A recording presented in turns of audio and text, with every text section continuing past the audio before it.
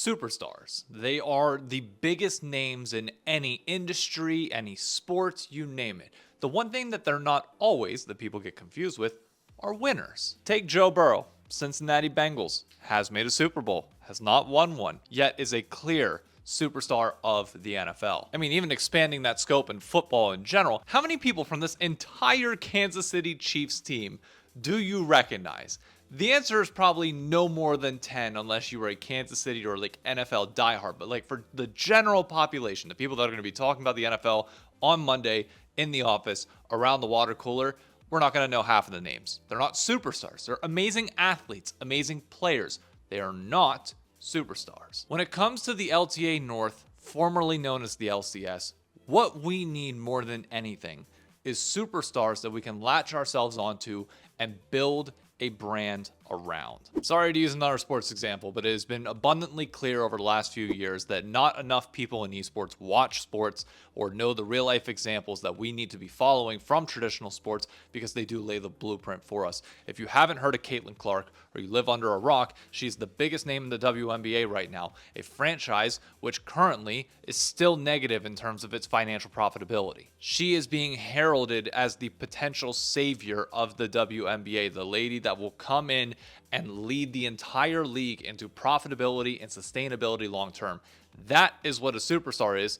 Angel Reese kind of mixed in there as well. But I couldn't tell you anybody who actually won the WA championship this past year. Why? Because I don't give a crap. I give a crap about the superstar, the one person that anytime she's on screen, or as of yesterday, in a podcast with Travis and Jason Kelsey, yeah, I'm going to watch everything that she says and does. Simple as that. But do we have people like that for the LTA North? The reality is, in LoL esports as a whole, not many people watch our region.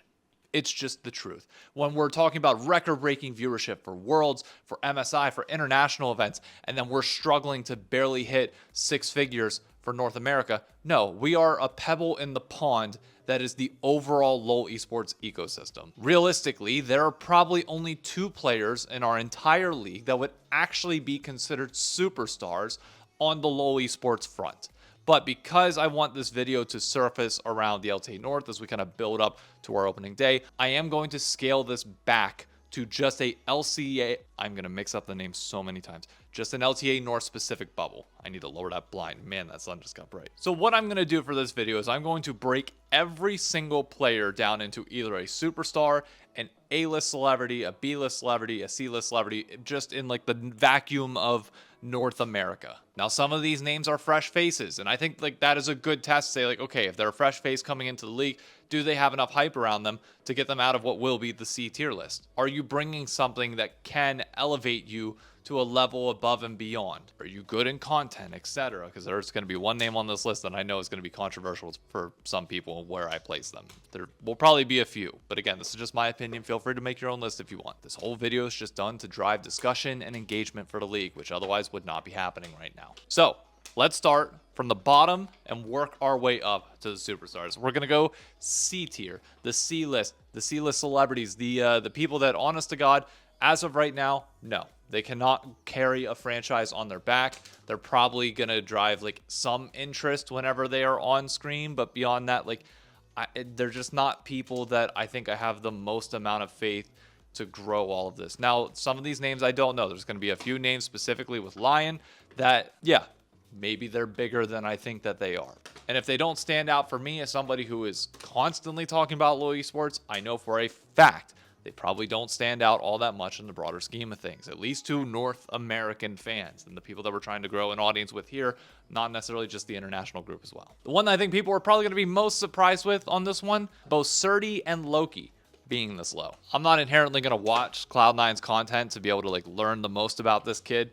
I'll see what I see of him whenever he hits the LTA stage, and maybe this is a little bit of bias against Cloud9 for why he would be here, but just don't know much about him. And I mean, I'll watch him whenever he's on Cloud9, but like that's for the org, not for him as an individual player. Surdy is one that, while I think has a reputation in like the tier 2 scene, like is obviously going to be very hype coming up. People have been talking about him for a long period of time.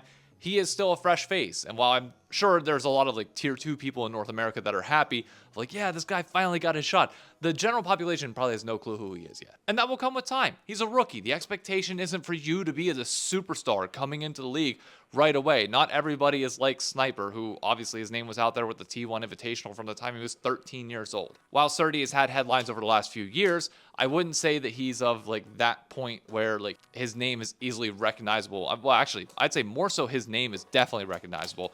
I would not say many people know what his face actually looks like. You pull 100 League of Legends players, I'd be willing to bet that not many of them could recognize him or like be able to specifically say that's Surdy without like giving a lineup of people. That facial recognition will just come in time. I know the LATAM community might not be happy with me putting both B-Boy and Seos this low in C tier, but I mean, all you have to do for this one is just look at the branding difference between contracts coming to Shopify and B-Boy still being there. While people are happy that B-Boy is there, and I know Shopify fans, like Cloud's probably going to be in the comments having some opinions on this, that's fine. It's night and day difference. Like, contracts is on a whole other level above, which is why he's not in C tier. Now, what I would say for the people that are on this list that want to find their way out of it, that want to get up to the B tier, the A tier, and superstardom above that, one, obviously play well. You play well, your name gets out there, but it's not just playing well that will get you to that superstar status or even like move you up. It's you need to be a household name in content. You need to be willing to put your name out there, face out there. People need to know your story. They need to know everything about you. That's part of being a superstar. Your life is not a secret. You cannot hide behind and just say, oh, I go up on stage and play stage games. I just don't like being in front of the camera. You're never going to be a superstar if you're not willing to be in front of the camera and do content and do all these things that you have to do to go above and beyond and just be more than a good player. Because a good player, I mean, anybody on this list could go on to win an LTA title in the next year, but you're not going to elevate to those levels above if you don't go above and beyond that. Now, the B tier, probably the most controversial tier that I'm going to have in this entire thing, because there are some pretty big names on this like B list for people that are like endemic to North America. I mean, granted, LoL Esports in general, Abadage has obviously been here for a long time. Quid is now a staple name for many people in North America. Quad just recently won an LCS title, made it to quarterfinals at Worlds. But like when you think about the superstars of FlyQuest, again, is Quad a great player? Yes, arguably the best mid laner that we have in the entire league. But he's not a superstar in the same way that other players on his team are. The unfortunate truth is when you come in as an import in this league, playing good is kind of the standard. You're an import. Like the whole point is that we are getting you over a domestic player because of your absurd talent. We know that going into it. That's not enough to put you like above and beyond. Again, I need to know your story. I need to know so much more. I need to see you on camera. I need to see you working to develop this region as well to become the pride of North America. And to Quad's defense, he's only had one split in this league, so it's not a fault for him for being on like the B list of this. Time is your best friend. The more time you get, the more ability you have to tell your story. But the flip side of that, as you can see other people on this list, such as Palafox, such as Licorice, and such as Huhi, they've had a lot of time. Licorice was once the star of a team like Cloud9 and even Golden Guardians a little bit. But the unfortunate truth is, as time goes on, you're either a superstar until you retire, or there is that fall off. There's no denying that both Palafox and Abadage have fallen off a little bit from where they once were, from their times of winning the LCS. It's hard to hit those statuses, especially later on into your career whenever, yeah, like the new shiny toy is always going to come in. You have to be doing incredible things late into your career to be able to be like later on and high up on the list as well. How do you get out of B tier?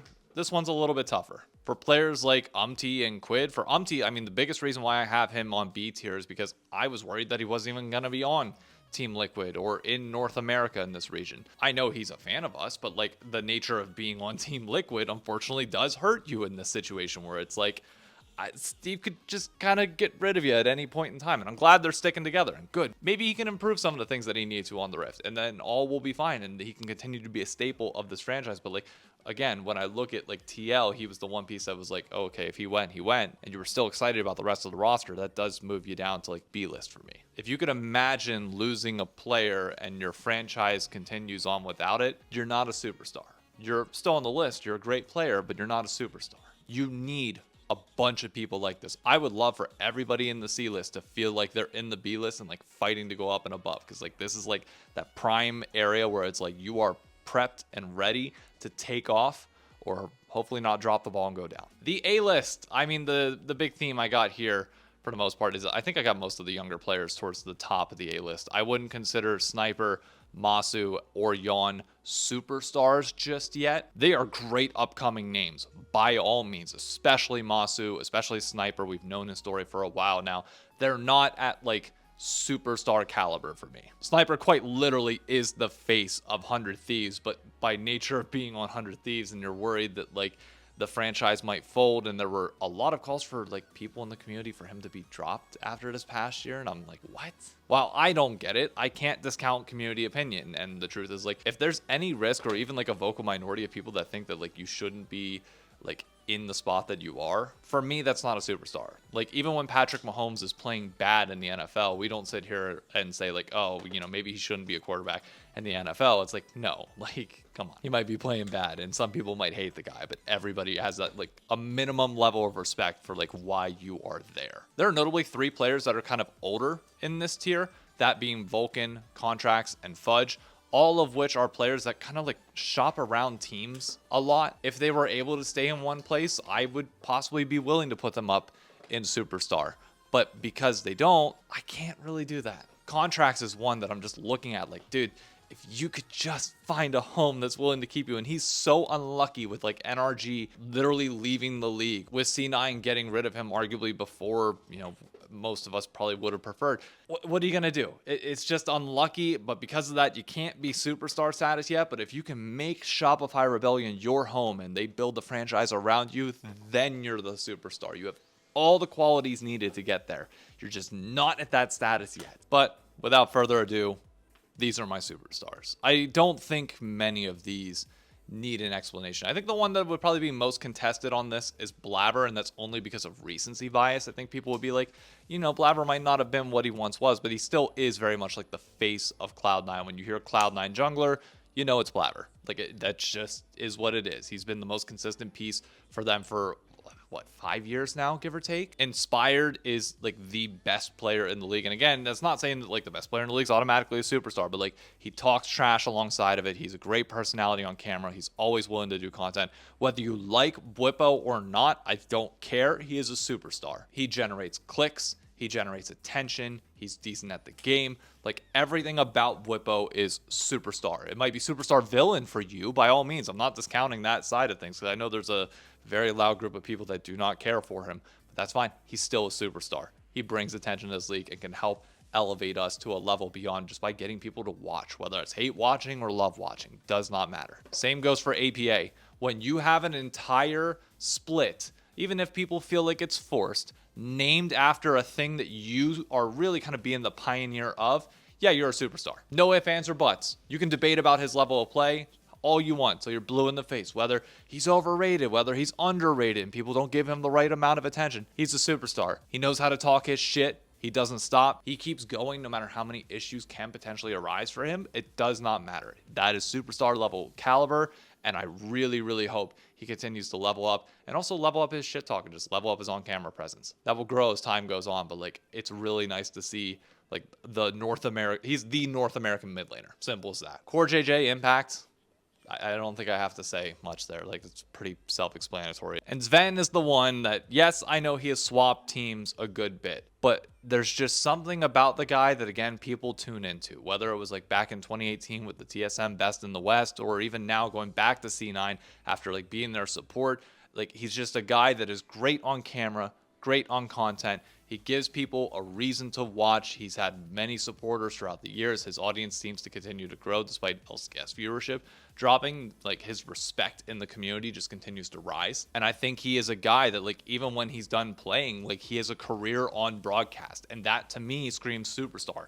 Nobody's going to be out here being like, oh, we need to get this guy on broadcast if he's not great in terms of his personality. And that is somebody that you can build a franchise around, even if he is towards the later stages of his career and people think that he's going to retire in the next few. These are the names that you build the franchise around. And unfortunately, they're only on 3 teams. that I have listed here, which is why if you want to see another team break in like 100 Thieves, you need that superstar player to level up to this status as well. I know this video might be a little bit more controversial than most. It is highly subjective. Again, every ranking, every list in this is purely my opinion. I tried to think of it from the perspective of if I was like the general manager or owner of an org, what players would I be willing to like stamp their face on my franchise with? And that's what this list kind of came from. Next week, I will be back with another episode of Road to the Americas. If you're excited and you enjoyed this video as well, do me a favor, drop a like down below, and I'll see you on the next video. Peace. Hopefully this list doesn't piss too many people off.